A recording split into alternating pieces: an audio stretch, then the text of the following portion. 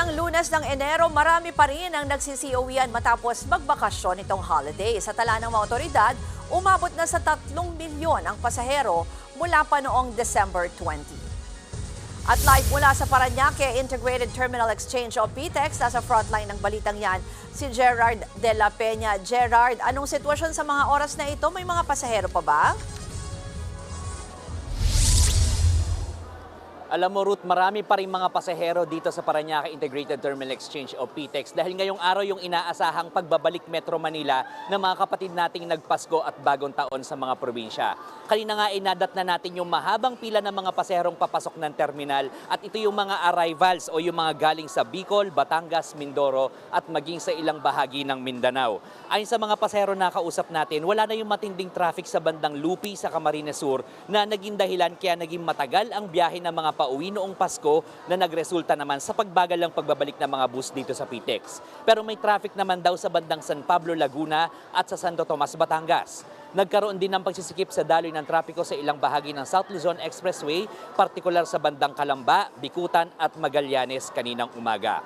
Marami-rami pa rin ang mga bumibili ng tiket pauwi naman sa Bicol pero di gaya nitong mga nagdaang araw, wala na silang nararanasang problema sa pagbili ng tiket.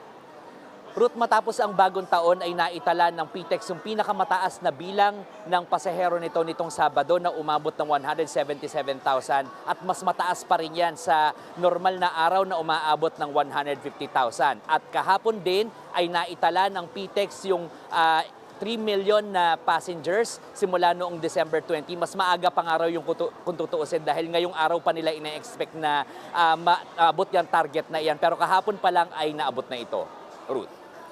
Gerard, anong sabi ng mga otoridad dyan? Hanggang kailan nila inaasahan yung more than normal na bilang ng mga pasahero? Ruth, hanggang mamayang gabi inaasahang marami pa ring pasahero dito. Dahil ngayong araw nga balik trabaho na yung marami. Pero bukas ay inaasahang magno-normalize na o magbabalik normal na ang sitwasyon dito sa PTEX. Ruth. Yan po ang Express Report ni Gerard de la Peña. Mga kapatid, ako po si Ruth Cabal.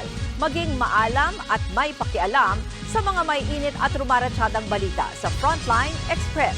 Para maging updated sa balitaan, mag-subscribe lang sa social media pages ng News 5.